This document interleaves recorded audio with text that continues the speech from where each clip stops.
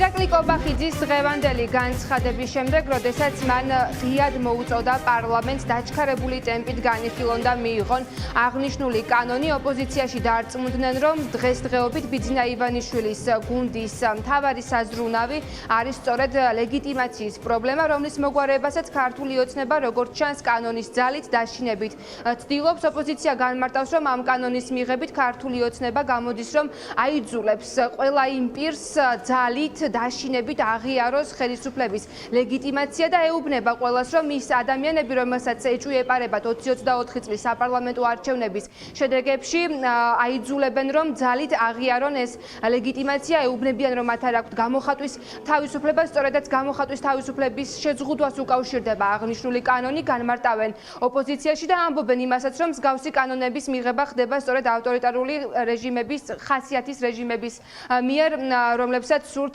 ძალაუფლების შენარჩუნება. ეს არის სწორედ ქართული ოცნების მიზანი, რომ ის დიდხანს დარჩეს ძალაუფლებაში, მიუხედავად იმისა, რომ მას აქვს ამ დრომდე ლეგიტიმაციის პრობლემა, ის რომ ოპოზიციაში ამბობენ ერთპარტიულია ამ დრომდე პარლამენტი და ეს პრობლემა ამ დრომდე ქართულმა ოცნებამ ვერ მოაგვარა, ამიტომ ახლა ისინიც შეეცდებიან, რომ ეს მოაგვარონ სწორედ კანონის ძალით, თუმცა მიუხედავად ამისა, ოპოზიცია დარწმუნებულია, რომ ამ კანონის საპირისპიროდ ქართული ოცნება ხალხის პროტესტს კვლავ მიიღებს.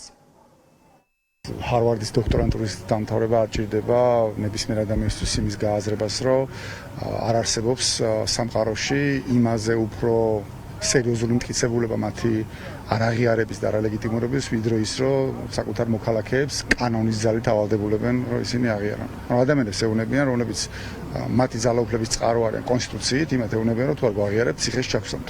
მეტი რა უნდა მე რამდენიც არ უნდა ვილაპარაკო, როგორ შეიძლება მაგაზე უფრო სერიოზული და წონიანი მტკიცებულება დავდო, რომ მათ არაღიარებს უმრავლესობა არც ქვეყნში, არც ქვეყნის გარეთ და რომ ისინი არალეგიტიმურები არიან. ლეგიტიმაციის კრიზისი აქვთ, მაგრამ ამის დაკანონება არის წარმოუდგენელი რამ, ახლა ავტორიტარულ სახელმწიფოებში შეიძლება მხოლოდ მოხდეს, დემოკრატიულ სახელმწიფოებში ეს არის უბრალოდ კონსტიტუციური წესრიგის შემადგენელი ნაწილი, კონსტიტუციური უფლება, რომელიც აქვთ პოლიტიკურ პარტიებს, პოლიტიკოსებს და ადამიანებს, ხო, ეს არის ფუნდამენტური კონსტიტუციური ძირითადი უფლება. გავიხსენოთ პრეზიდენტი ტრამპი, რომელიც კითხვის ნიშნებს სვამდა არჩევნების სამართლიანობასა და გაყალბებაზე.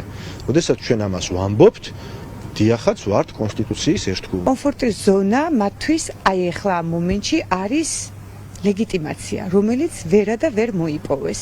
ეგონათ რომ მოიპოვებდნენ, მაგრამ მიმდინარე პარლამენტიც ფაქტიურად არის ერთპარტიული ოცნების პარლამენტი, ეს არის მათ საკუთრებაში მყოფი პარლამენტი და თუ იქ არის თუნდაც ერთი ალტერნატიული ოპოზიციური პარტია, ეს გახდა მათი მოდი ესე ვთქვათ პირდაპირ კუთვნილება და მანიპულაციის საშუალება. რა თქმა უნდა, ამასთან ერთად კონტროლის მექანიზმის გაძლიერება, გაზრდა, რაც მათი გრძელვადიანი, ასე ფიქრობენ ყოველ შემთხვევაში, რომ გრძელვადიანი არსებობის გარანტია იქნება.